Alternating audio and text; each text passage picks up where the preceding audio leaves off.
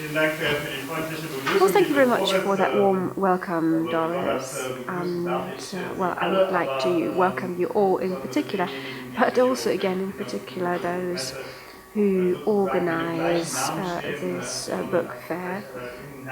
And thank you very much to all of you and for having invited me. It is good, you said that it is good that I come here, although it's a small community. Well, I think actually the motto of our Saarland government is depicted here, namely small, great things start out small. So actually we do that here. And the quality is important, not only the masses that you can gather. I would like, of course, to thank the European Children and Youth Book Fair that they invited me and that they actually deal with this absolutely current topic, which is also reported in the news daily and has been reported for months, and is important to sensitize the entire society. There are two sides. On the one hand, I think we have quite an openness which is astonishing in our society. Well, at the beginning of the 90s, when, for example, due to the war in former Yugoslavia, many people came here, and my impression, at least in the German society, or at least from Saarland society, is that today, compared to that time, there is much more openness in the society to welcome those people. But of course, we also have to see, unfortunately, that there are attacks and fire attacks also by right-wing extremists. But on the other hand, there are thousands, many thousands of citizens showing their commitment in favour of welcoming those people here and making our country an open and very friendly country. I think we have to be open to those people and be a good host. I think in the past, our country, was also the reason that people had to flee from this country and also from this federal state and other federal states sometimes, or from other countries. For example, today it's the war in Syria and other natural catastrophes, and there are also things that we had our hands in, that we also were part of the reason that people had to flee. So I think it is our task today, our duty, to welcome those people and give them shelter and protect them against violence and persecution, because they just had to flee their country. No one actually wants to flee the country, no one does that voluntarily. And it is ever more obvious today. We cannot say today that this is an exceptional situation. This movement will continue for a long time, and I think it is not unjustified that people start to talk about a people's movement.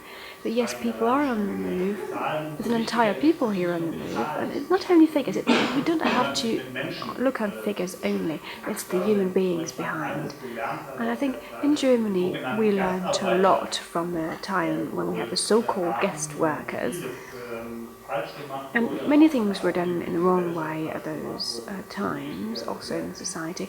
So it is important today that early on you make people aware of the situation and prepare people that this will of course change our country, massively change our country. There are major challenges lying ahead of us that we shouldn't underestimate. Of course, we have to prepare the population, we have to take everyone on board and say, yes, there are also new opportunities that will arise from that situation. I also want to emphasize that with a view on the Saarland itself. The Saarland has two major challenges. One is the indebtedness of the federal state, which is considerable, but another problem is the demographic development. The fact that fewer young people born here, or there are just fewer people being born here, and the society is aging, and the youngsters, they just leave the country, and the federal state is very frequently, and this is an opportunity. I mean, young people have to stay here, and now there are many young people coming back in here. Of course, our schools at the moment have to feel this massively. There are 2, 3, 4, 5,000 pupils on top of what we expected 4 or 5 months ago. We don't know how many pupils there are. The figures I heard yesterday from the ministry might be correct, but maybe next year it's 10,000 additional pupils we have to cater for. And of course, this will create difficulties and complications. And first of all, we have to, balance that off by having enough teachers. We have to hire teachers. And we just have to say goodbye of the situation that we had justifiably so a few years ago. But now we just have to control the situation. But it's not enough just to hire 100 new teachers. But it will be necessary to prepare society as a whole. And their literature is also in the game, but literature also has an important role to play, in particular children and youth literature.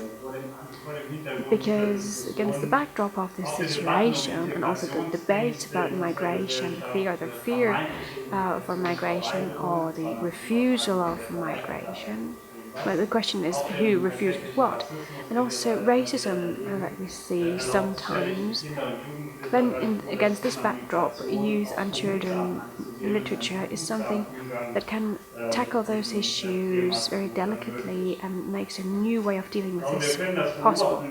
We observe it and we see it also here on display, that in particular children and youth literature early on is focusing on change, is reacting to change and sees that as a challenge, reacts to social change, also in the context of migration.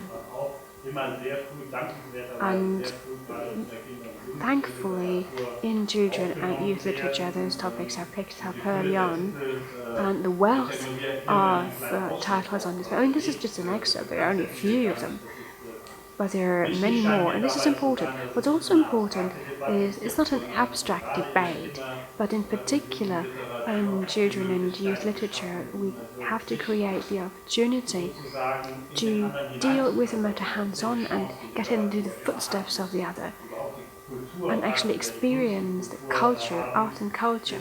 This is the opportunity they have. They can deal with the people, with individual, stories, and also stories of friendship that are created in the context of migration. In this way, maybe cultural barriers, and of course we built up barriers mostly ourselves, but maybe we can tackle those cultural barriers in that way. But is that all? That's the major question.